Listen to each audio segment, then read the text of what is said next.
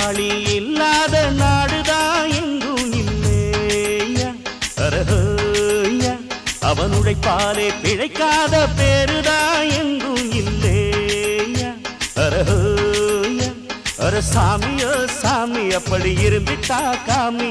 கூலியோ கூலி எங்களை நம்பித்தா பூமி பிறர் வாழ்வதே